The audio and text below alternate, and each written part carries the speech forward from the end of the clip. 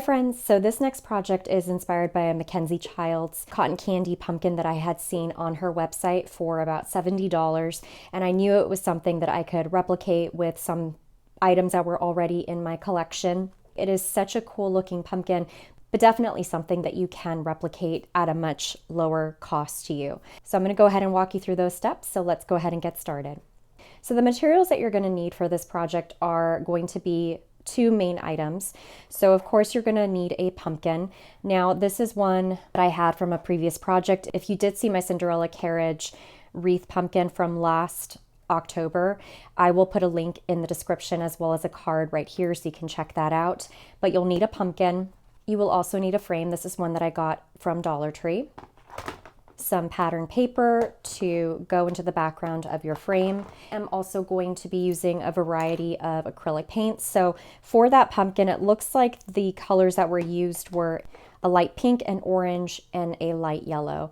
So I'm just kind of going with that color scheme. Also some black and white acrylic paint, varnish to seal your pumpkin, some distress ink so that we can distress the background that goes into the frame, some gold paint so that we can paint our pumpkin stems. Now these are pumpkin stems that I have collected. Every fall I find some random ones in the pumpkin patch. So when we're buying our pumpkins, I just pick up the fallen stems, if you will, and give them a whole new life. So these are going to be attached to our pumpkin. Also some ribbon if you want to add some of that at the very end.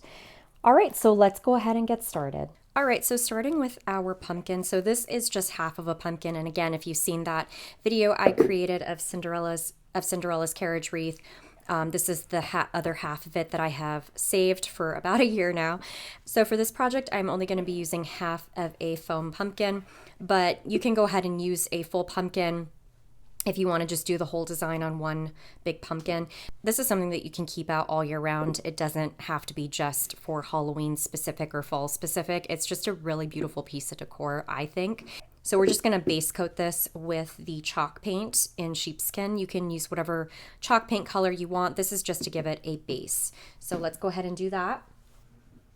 Okay, so we are now going to set that aside to dry for the first coat. Once that dries, I'm going to add a second coat, and then we'll come back when it's all dry to move on to the next step. So while our pumpkin is drying, I am going to multitask a little bit here. I'm going to go ahead and start painting our pumpkin stems. So to do that, we are going to be painting them in gold. This is a very well loved paint jar. As you can see, I only have a little bit left, but I love Deco Art Elegant Finish in Glorious Gold. So I will be picking another one of these containers up because I have pretty much gotten to the bottom. So let's go ahead and just paint these stems in this beautiful gold. This may take a couple coats. We'll just go in with the first base coat and then let that dry and then go back in with the second coat. I really want this to shine. So I'm just gonna go ahead and paint both of those, and then we'll do 2 coats, maybe 3 coats, and then we'll set that aside to dry as well. So now that the pumpkin has completely dried, I went ahead and I pulled some reference photos of the pumpkin that we're going to paint. And as you can see, it looks like it's been hand painted. You can definitely see the brush strokes. There is even some streaking here on the white parts. So it's not a crisp and clean paint job. That was obviously very intentional. But I definitely wanted to replicate some of that on our pumpkin to keep it very realistic.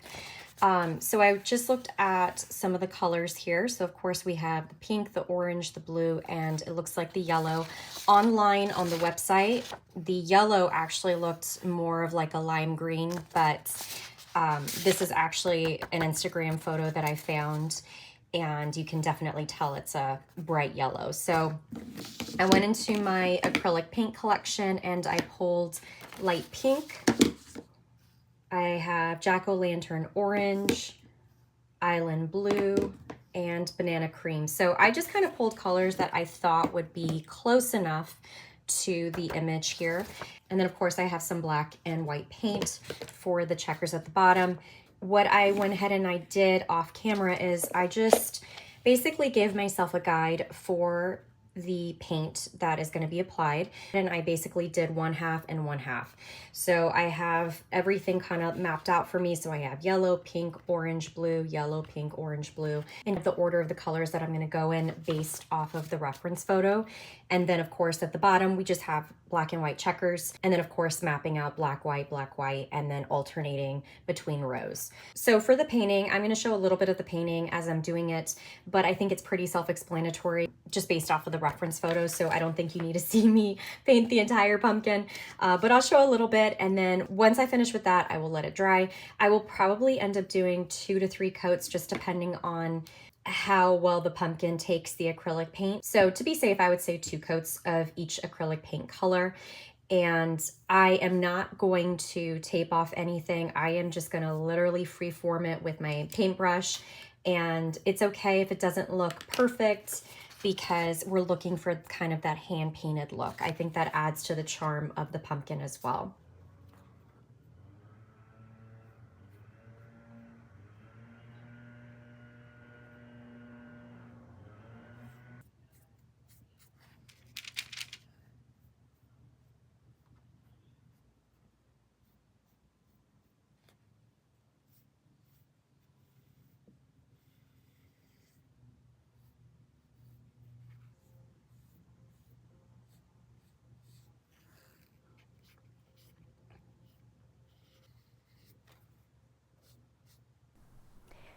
So while our pumpkin dries, let's go ahead and work on the frame. Now you can leave the frame as is, but I did want to give it kind of like an antique sort of a look.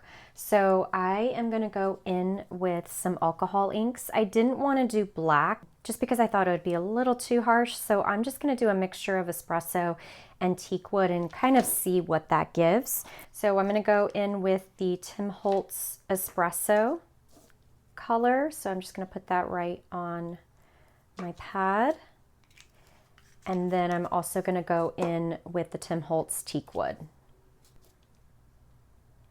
just a little bit of that, and I'm going to dab some of that off onto my parchment paper here. So I'm going to lightly go in with this, and this does dry very quickly, so you do want to move fast.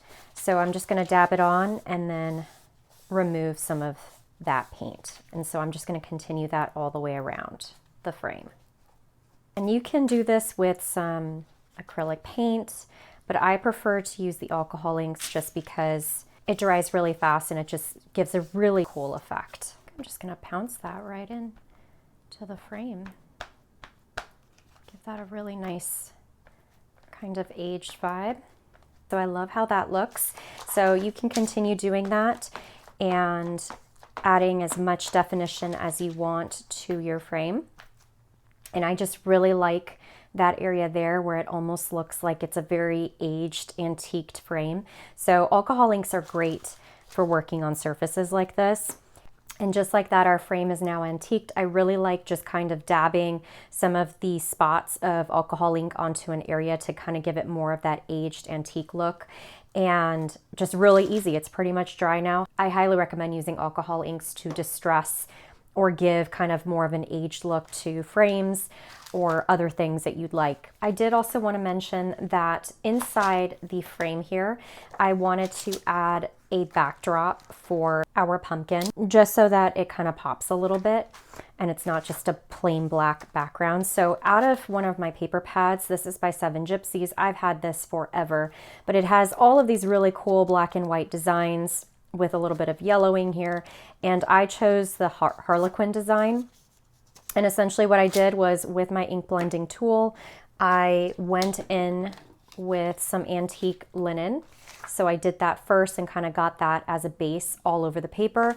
And then with Vintage Photo, I took my ink blending tool and I just concentrated around the perimeter of the paper. So that way it kind of gives a nice effect and it brings the eye to the center. So this is going to go right into the frame. This is going to be cut down to size so that it fits accordingly, but that is a really cool thing to do with any of these type of papers and your distress inks as well. So here is what I've done so far with the pumpkin. I've actually done quite a bit off camera, so I'll walk you through kind of the steps of what I've done. But using the original as a reference point, I drew on my pattern as I showed. I did have to go in with 3 or 4 or 5 coats of the paints I was using. It's going to depend on the type of paint that you're using. If it's pretty thick and opaque, then you may need only 1 or 2 coats. But for these paints, I had to go in with about 4 or 5 coats. So that kind of took a little bit of time in between drying times. I freehand the entire pumpkin. So you can, if you want more straight lines, you can go ahead and use masking tape or painter's tape to get more straight lines. But I was going in for more of a hand painted look, so I don't mind if the lines are kind of crooked here and there. That's what happens when you do things by hand. It's not always going to be perfect. So I love that look. And then I went in with some of the blue, just very light washes of some of the blue and orange and a little bit of green. And I just took my brush and did a dry brush technique and painted over with those colors and just dry washed it onto the white just to mimic what was in the picture, the original picture. On top of that, I ended up using, so I was using the Glorious Gold and the Deco Art, I think it was, but it wasn't gold enough for me. So I went into my paint supply and I found this Premium Gilding Paint Classic Gold by Craftsmart. And it's this really, you have to do this in a ventilated area because it smells like spray paint. But it's this beautiful, rich gold, and you can paint it on and it's like spray paint in a bottle. But it is very intense smell. So definitely want to work in a well-ventilated area when you do that. But I use that for the stem and also painted the stems as well. So I'll show you how I'm going to put that together, but I just painted all of that with the gold. And then I also decided to add a rim of gold just to kind of separate the two halves a little bit more. I know the original doesn't have that, but I really love the accent of gold there. And then I also did an accent of gold all the way around the pumpkin. And then to give it that beautiful sheen, Mod Podge gloss is what I used. And I did about 2 coats of the Mod Podge and it just shines. It is so beautiful.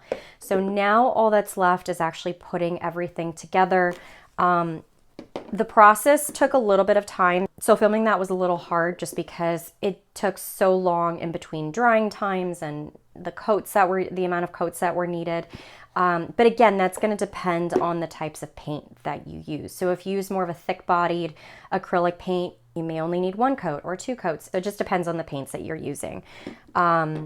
So that's pretty much where we're at. I brought you up to speed with what I've done off camera. Very simple and straightforward to kind of follow the reference photo and just go off of that. If you want to add your own special touches like I did, do that. It's your project. You make it the way you want to make it.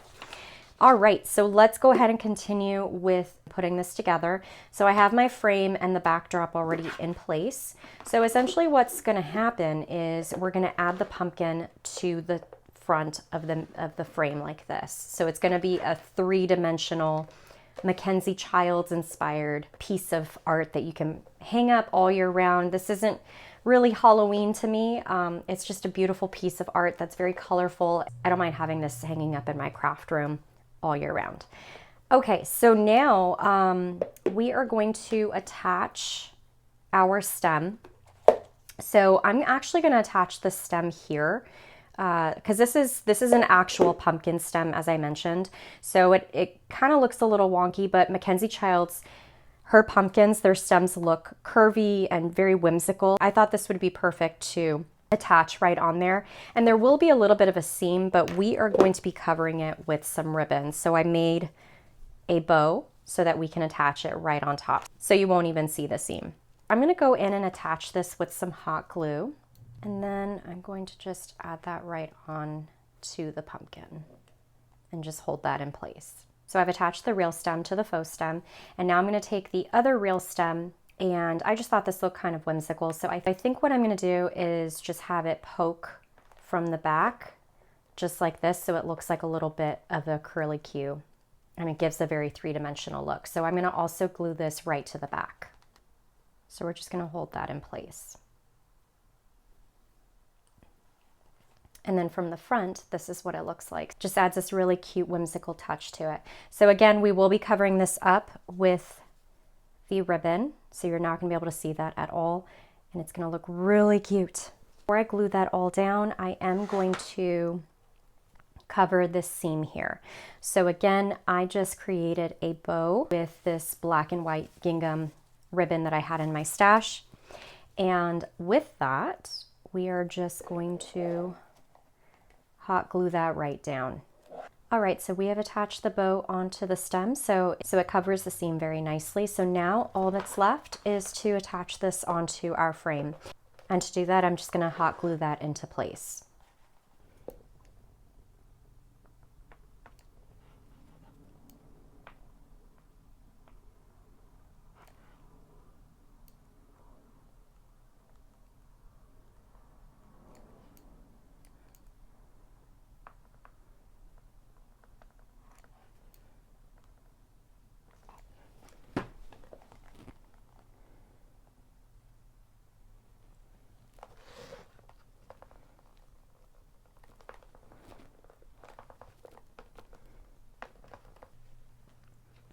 All right, so here is our finished product, and I think we did MacKenzie-Childs proud. This looks so much like the original, and it's just a very happy piece that I'm gonna be hanging up in my craft room. I will be showing you the spot of where I'm hanging it up. It's actually so perfect, and it fits in really well with my kind of quirky theme in my craft room.